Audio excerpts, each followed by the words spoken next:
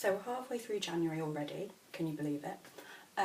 Well done for going through Christmas. It is a tough time if you've got an eating disorder, and whether that was you sailed through it with no problems at all and had a great time, or you had a complete meltdown over your Christmas dinner, I've done that many times, you survived it. You're still here, you got through it, and as bad as it was, does it seem as bad now as it did at the time? Potentially not, because we're looking at a different problem now, and that is January. I don't like January at all. It's horrible, and not for the normal reasons that it's bleak and there's nothing to do and no one's got any money, but because everywhere is just diets. So people are telling you, oh, you need to do this, you need to do this, go to the gym, don't eat this, let's look at this, let's eat these foods. No, it's boring. At one time, that probably was my life, and now, boring. In fact, I think I wrote a blog once called The Great January Bore Off, and it was particularly about this. So, you don't need to do it. You don't need to get caught up in these cycles. When you look at it, essentially, New Year's Day was a Monday. The day before was Sunday. Did anything change between those 2 days? No. So this whole New Year, New Me thing, I didn't feel any different, did you? As well, when you look at it, the culture of this time of year is an eating disorder. December you binge, January you starve. That's it, isn't it, when you look at it properly? So basically society is mimicking the symptoms of an eating disorder, which is something that anyone struggling can't help and feels pretty bad about doing, and brings constant misery and torture and pain. And then in January, everybody around you is doing what you're trying not to do, or what you think, well, maybe something you're being told to do, but it's not something that you would actively choose to do. Whereas everyone around you is choosing to do it. Why would they do that? I think probably, I mean, I've got a different insight. I suffered with anorexia for 15 years. This kind of thing, I don't want to even think about it at all. Don't get me wrong, I enjoy exercise, but in a healthy way. I'm not going to hammer the gym because it's January. I'm going to go because it's good for my mind. It makes me feel good. It boosts serotonin, doesn't it? You get all the feel-good factors. But I'm not going to do it because a magazine told me to. And it's taken me years to work that out. But I don't have to do it just because everybody else is doing it.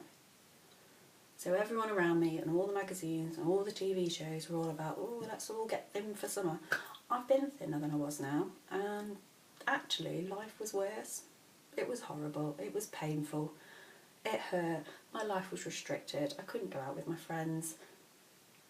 So why would I want to do that again? Well, because in my head something may be telling me to do that. And yes, I'm not going to lie, even though I am fully recovered, there will be parts of my brain that are predisposed or susceptible to messages, which might say, oh, you need to do this, you need to do this, everybody else is getting healthy and they're all eating salads and, oh.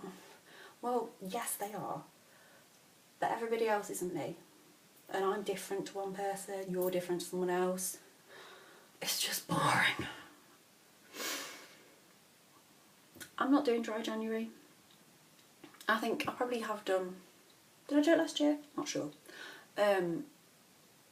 I definitely did it the year before, but I'm not an excessive person, but equally I've got things in my life where I want to be flexible. I think I spent so many years constrained by the rules of anorexia that now anything like that just scares the life out of me, to feel so restricted. And I think some of it's fear as well. Like, if I did it for a month and I didn't have any, would I be able to then go back to it, or would it be like life was before? I probably would, but I'd rather not risk it. So I usually ban a lot of media in January. I don't really buy magazines. Only a certain few, and I have got one in my bedroom now, but it's got nothing about weight loss in it. I like it because of its articles, because it's fashion, everything like that. I don't buy it for you must eat avocados, you must eat goji berries, whatever. Bores me. So I still play a game. Well, it's not a game, it's not fun, but in a way it is. So when I had a therapist, she was called Elaine, and she got me through everything, and she was amazing. So when something like this comes along, I have to go to myself, what would Elaine say? She'd probably say, it's ridiculous. Everyone will have ended it by the end of January. It's a couple of weeks. Everyone will fall off the bandwagon, and we won't say anything more about it in February, which is exactly how it is every single year. So I try and stick with that thought. But if you've got someone with you, or someone who can see logically the way that this time of year goes, use them. Use anybody you like. What would they do? What would they say? If that you said to them, you've got to go on a diet because it's January and everybody does it, what would they say? Really? And not someone who is just stuck in that cycle of binge starve, because that is a choice if you're not ill. And with eating disorders, it's something you've just got to be careful of, and you've got to stay away from. There are several things that I try and do. One, as I said, is not have magazines, because they're not going to make you feel good. Not this time. And you don't need that in your life. What I do is I set a plan. So I might say to myself, these are the meals, these are what you're going to have, structure it, breakfast, lunch, dinner, done. I don't have to think about it. I mean, I can swap it and change it, but I am recovered. But at the time, when I was very susceptible to this time of year, I probably would say I would make a meal plan. And that might have been with my therapist, it might have been with one of my parents, it could have been anyone, with a friend, whoever you live with, whoever you eat with. If you eat on your own, get someone else to help you, because if you do suffer with an eating disorder, you can't trust what your mind will tell you. I always thought I was eating loads. I wasn't. I'd be like, yeah, I'm eating enough, but essentially you can't make your body run on nothing just because you want it to. It won't. It will just fail. Distraction techniques, they're pretty good.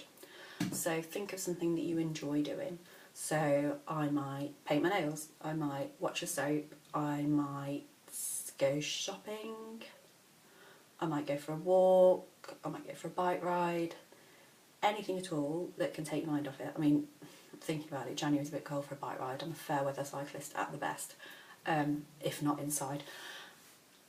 But anything that you enjoy, go and see a friend, go and watch a film. Netflix has got hundreds of things that you could watch.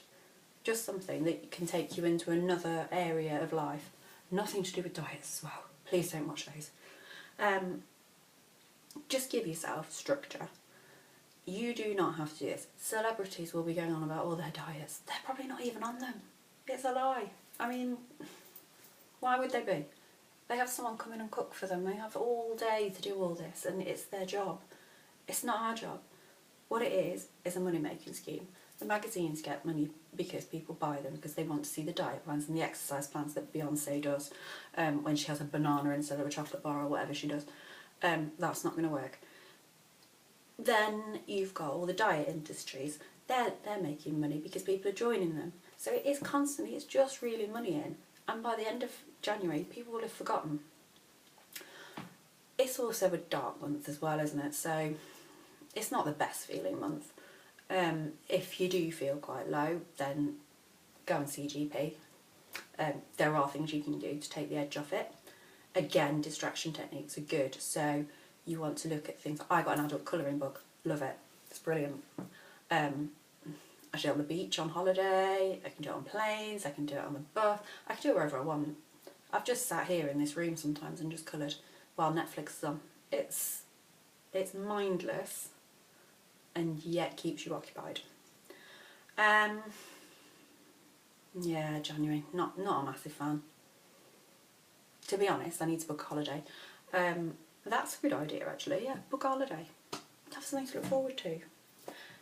If you are in treatment for eating disorder and you are seeing someone, then I would advise writing a diary. Just something like any thoughts that come into your head, just pop them down. So I've got this. This is mine, because it's got an L on, for Laura. If I have days where thoughts keep coming into my head, I'll write them down. Because to me, I mean, that might just be because I like talking and I like writing. For me, it's more about, can I analyse? Can I see why I'm thinking that? And what was I thinking at the time? So yeah, journal, brilliant idea. But do go and see your GP. Essentially what I want to say is January will be over.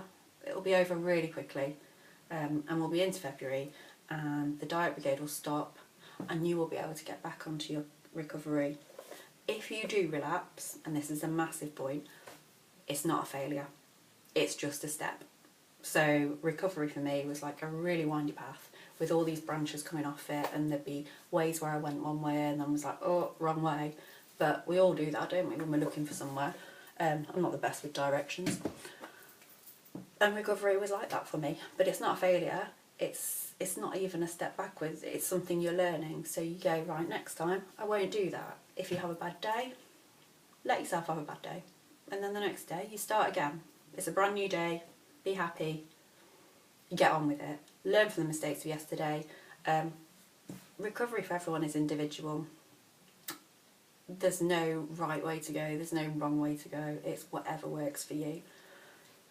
But I do really understand how difficult it is at this time of year, and in January, not a good time. But you can make it a good time. Cut them out. Get on with your own plans. So that was my first vlog. Probably some things I can learn again. It's a path, isn't it? So if you have any thoughts, do let me know. But well done for getting through Christmas, and keep going as you are in this month, because you're doing a really good job and you can get through it, and you will.